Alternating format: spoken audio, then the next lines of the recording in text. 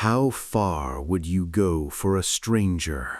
Would you risk everything, your land, your life, for a single act of kindness? This is not a story of great armies or famous outlaws. This is a story of a forgotten rancher, a man whose name history almost erased, and the night he was given a choice that would define his soul.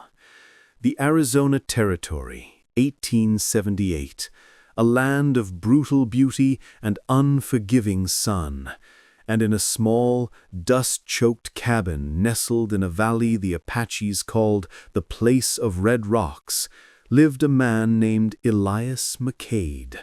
Elias was a man of the earth, quiet and worn thin by solitude and struggle. His ranch was a hard scrabble patch of dirt, his herd small, his hopes smaller. He was a man holding on to the edge of the world with his bare hands. One evening, as a bruised purple twilight settled over the desert, Elias heard something that didn't belong. Not the howl of a coyote, nor the whisper of the wind.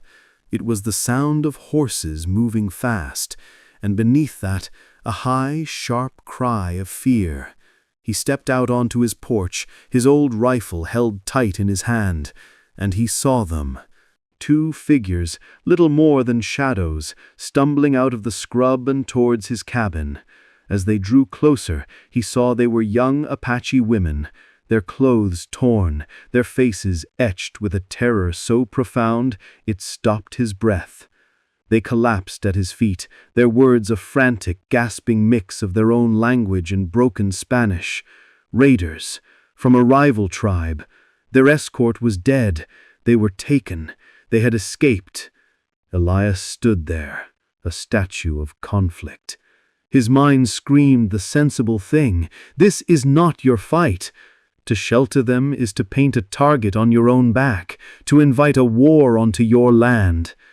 He looked at their desperate young faces, saw the human fear in their eyes, and in that moment, Elias McCade, the poor rancher with nothing to lose, found he still had one thing left to give: his courage. He brought them inside. He gave them water, a scrap of cloth to clean their wounds. He knew the raiders would be tracking them. They would come at dawn. And he knew with a cold certainty that his one rifle and 20 bullets wouldn't be enough. The night was long and tense, the only sounds the crackle of the fire and the ragged breathing of the exhausted sisters. Elias didn't sleep. He sat by the window, watching the starlit desert, waiting for the hell that was coming. And come it did. With the first gray light of dawn, they appeared on the ridgeline, a dozen riders silhouetted against the rising sun, their war cries cutting through the morning silence like knives. Elias's heart hammered against his ribs. He stood in the doorway, his rifle raised, a solitary, foolish figure against a tide of violence. He fired a warning shot over their heads. The lead rider, a man with a face of grim stone, just laughed and knocked an arrow to his bow. But the arrow was never loosed. From the opposite ridge, another group of riders appeared, silent, watching. They were different. They sat their horses with an air of ancient authority, and at their center was an older man, his face a road map of wisdom and hardship. It was Chunta, the chief of the sisters' band. The raiding party froze. The dynamic of the morning had shifted in an instant.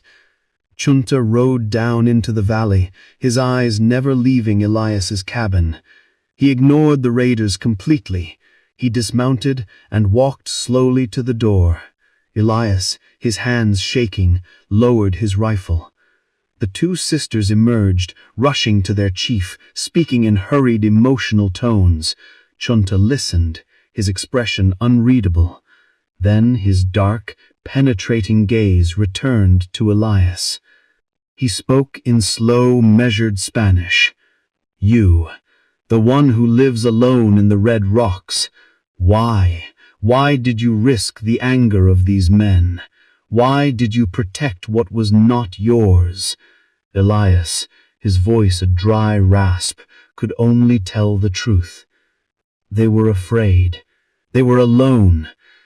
I could not turn them away. Chunta considered this, his eyes scanning the poor cabin, the meager possessions, and the simple, honest face of the man before him. He saw the truth of it. This was not a gesture of politics or greed. It was an act of pure, simple humanity. The chief turned to the raiders and barked a single, sharp command. They hesitated for only a moment before wheeling their horses and riding away, swallowed by the desert. Then the chief turned back to Elias. The white men in the fort would have let them die. The men in the town would have hunted them for sport. You have the heart of a warrior, but you fight no one's war but your own. He paused, his decision made. This land you hold, it is a part of our ancient path to the summer grounds. For seasons we have watched you. We have watched you struggle. You have taken no more from the earth than you need. You have shown respect, and now you have shown great courage. Chunta gestured to the valley. From this day, no Apache will trouble you here. This land, as far as your eyes can see from this cabin, is under my protection. It is yours, but it is more than that. You are under my protection. And with that, the chief and his people rode away, taking the two sisters home. Elias stood on his porch, stunned, the weight of the chief's words settling over him like a blessing. In the weeks, the months, the years that followed, the truth of that promise was revealed. His cattle were never rustled, his fences were never cut. When a drought struck the territory, turning other ranches to dust, a small spring, one the Apaches had shown him, continued to run clear. When a gang of outlaws came through looking for an easy target, they were found the next morning by a U.S. cavalry patrol, trussed up and left on the trail, a single Apache arrow stuck in the ground beside them. Elias McCade never became a rich man by the world's standards, but he lived a life of peace and quiet abundance in a land drenched in bloodshed.